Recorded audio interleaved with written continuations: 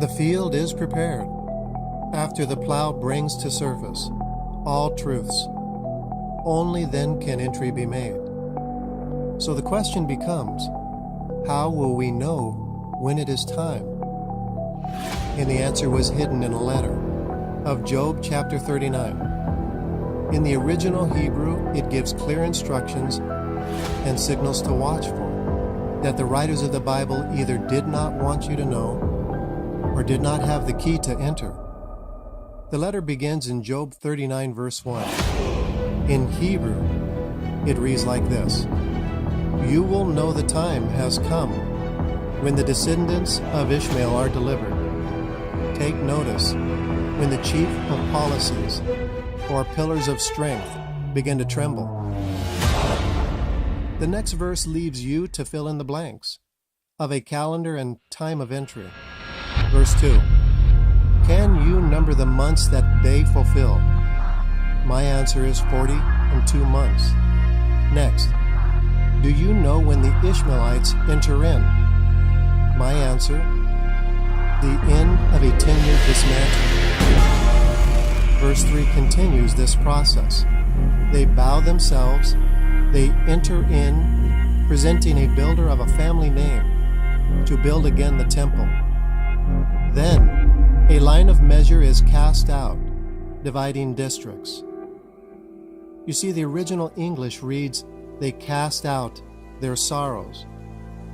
But the Hebrew reads, it is a separation. This word was used one other time previously in Job, chapter 21, verse 17. How often must the candle of the wicked be put out? How often must destruction come upon them? God distributes sorrow in his anger.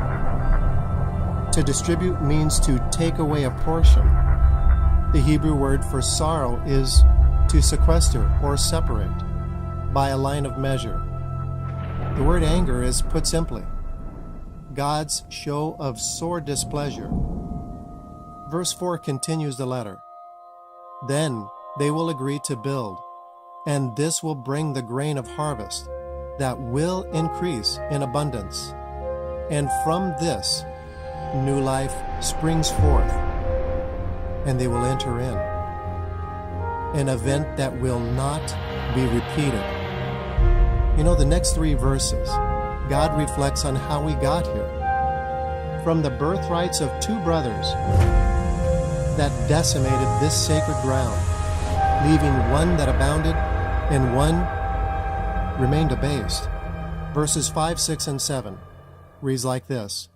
I gave them freedom from bondage, that they would bear fruit in the wilderness, and to break ground I plowed by chastisement, separating the Israelite from the Ishmaelite. What was once considered a family became darkened and sterile, both like pads of salt rubbed against each other, pulverizing a large common ground, leaving it barren, unfruitful.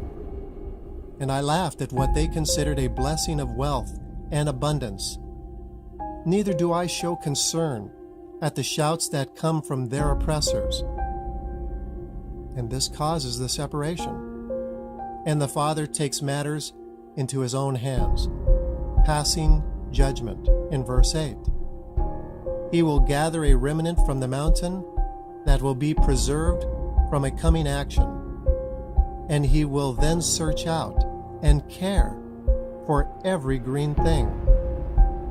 A scene described by the angels in Revelation chapter 7, a remnant and a great multitude. This complete letter of only 8 verses of Job 39 focus on 3 clear, distinct things: the temple, the remnant, and every green thing. And these are what cannot be touched.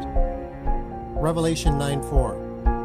And it was commanded them that they should not hurt any grass of the earth, neither any green thing, neither any tree, but only those men that do not have the seal of God in their foreheads.